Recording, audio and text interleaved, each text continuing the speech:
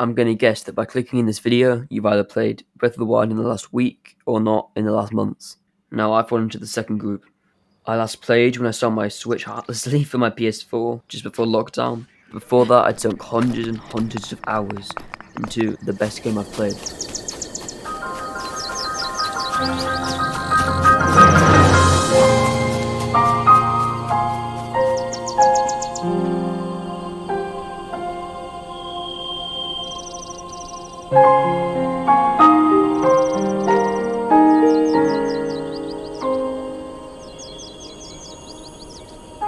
That panning out of the camera is one of the most beautiful things you've ever seen once you get used to the game. You see the whole expanse of Hyrule and everything that is within it.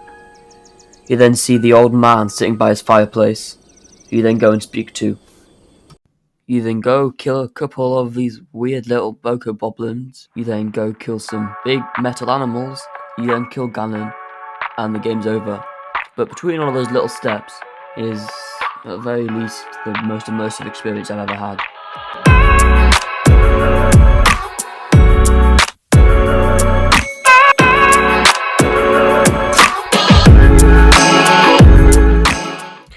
If we're talking about credit, my mum and dad bought it for me for my 10th birthday after I recently got a Switch just before.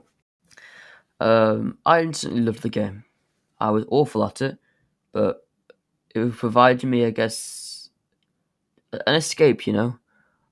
At the time, I was only really into Minecraft, and it had thoughts of that with more of a kind of storyline. Another person to give credit to, I guess, if you're talking about it, is Jay Shalat. I was going to call it a tribute to Zelda, but I'm not really doing him or his videos justice doing that. So I guess that's the logic behind that. So the thing is, at the first glance, this isn't the most beautiful game you've ever seen. The graphics are nice, but they're nothing unusual. The enemy creatures are two-dimensional and relatively simple. And the fighting is just plain, simple, and intuitive. So what makes it good, let alone the best game ever? At one point I would have said the sheer size of things you can do, see, collect would make it that. There were 122 of these shrines dotted across the map, each with a unique puzzle on the side.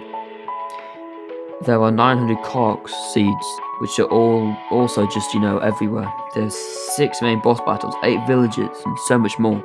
But now looking back at it a year later, I'd say it's the little side things that make the game. It's the town you build and the residents you get to live there, the treasure you find under a waterfall, the bear you ride, the money you lose gambling at that. What the fucking fish village place? There was once a time when I thought the game was literally just the Great Plateau. Literally just the spawn part. Think about that. Imagine if the real game is at least 20 times bigger than what you thought it was. That's just insane. The best thing about Zelda for me is that even after beating it 5 times or so, that is killing Ganon about 5 times, the appeal is still there. I could still log on and just about do anything.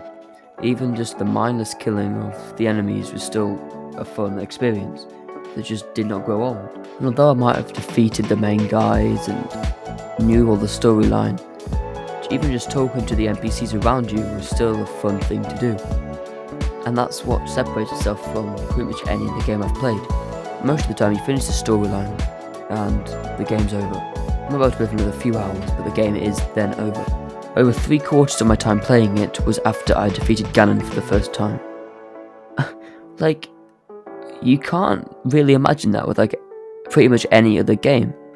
That's such an insane amount of time to spend knowing what happens that it blows your mind, really.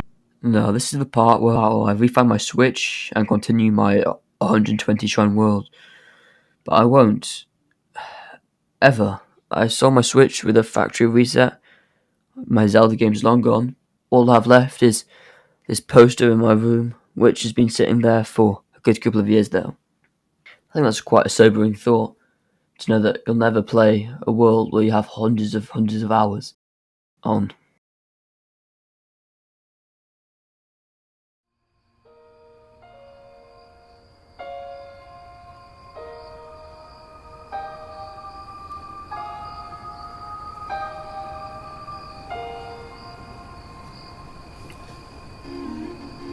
The music. I could just make the video 20 minutes of that sweet, sweet soundtrack.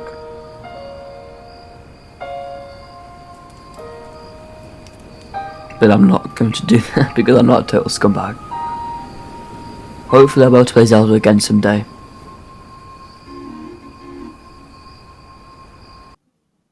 I'm Ividis, but you can call me Lucas.